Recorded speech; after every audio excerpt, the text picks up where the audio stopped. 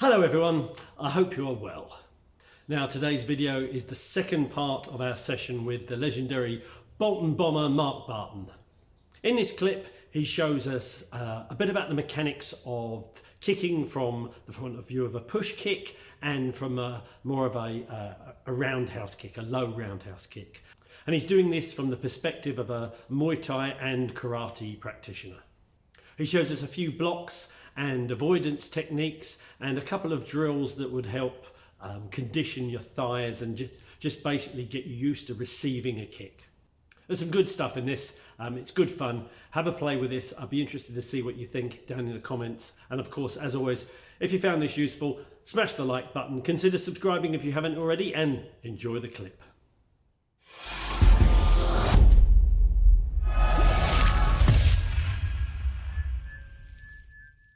And it's a front push kick from here. You're curling your toes back, so you're trying to get the ball of your foot, and you're aiming for the sternum here. So it's almost like you're pulling that in as well. You're creating that energy of that. Once you've done it, try and reset yourself. Stand back and get back into your centre. Okay, so you can all try that with your partners, and you can either do block off to the side, Gidan Barai, or just slide back out of the way. And just practice, go backwards and forwards with your partners. Okay, I've seen a lot of you not used to kicking, so bit of this going on and stuff. And it is about chambering, and when you chamber, like I said, you should imagine there's an elastic band between here and here, and as it's coming round, your hips are coming up like that, and that's almost held from there.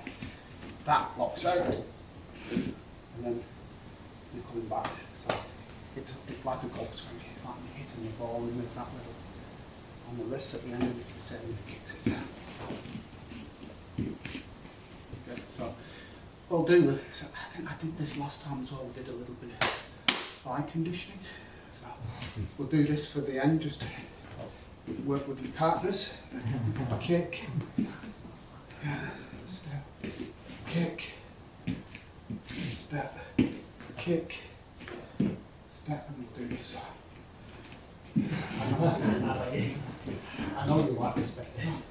Stand and just tense them up. I'm not going to whack them really hard, but if you see your partner wincing, then it's a good indication to back off a little bit. So, as I said, you're coming up, you're chambering, you're aiming to get bottom part of your shin, just on the thigh muscle, and then use that as a to draw it back. Okay. You can even push yourself back a little bit.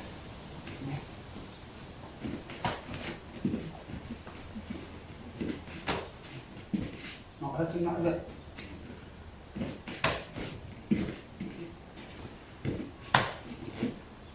Go.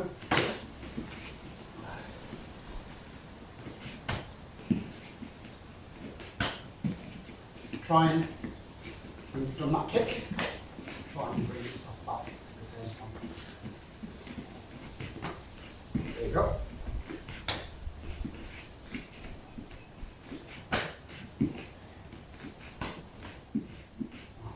So we're just going to practice them for now, just condition each other's thighs up for a few minutes. There, like I said, there you're kicking to the thigh. It's a thigh kick. I think last time I taught as well. I drop my weight into it as well as I'm doing it. So as I'm doing that, all my weight drops down into it, so it's even more economical. I'm getting all that power of like 80 odd kilo coming down on there. Right.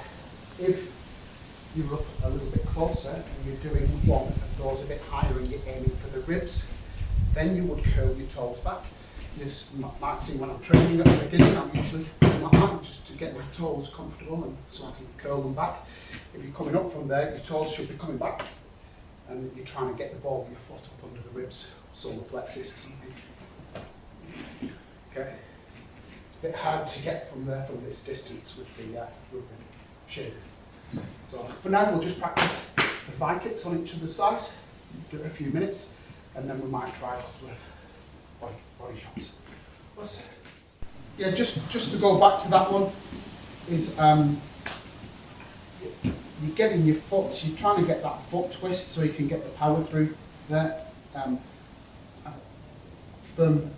know you guys in Aikido, some of you wrap your belt, your obi is you tuck it in, especially in Jiu-Jitsu as well, they'll tuck it in so it's out of the way of being wrapped. But I always use mine as a good indication of where my hips are going. So when you're landing your foot down, that's going in. Your hip should be generating the power, and that's coming up. So you're twisting that part on the ball of your foot as you're doing your kick, and then back into that position. If you was fighting further on, you could fight that at angle and then be moving him forward, something like that. But that's the idea, is getting that, generating that power with your hips and twisting on the ball of your foot like that, whilst keeping this chainward, and that snaps out right at the end. So I think we've just about run out of time now, anyway, but thanks for listening. Thank you.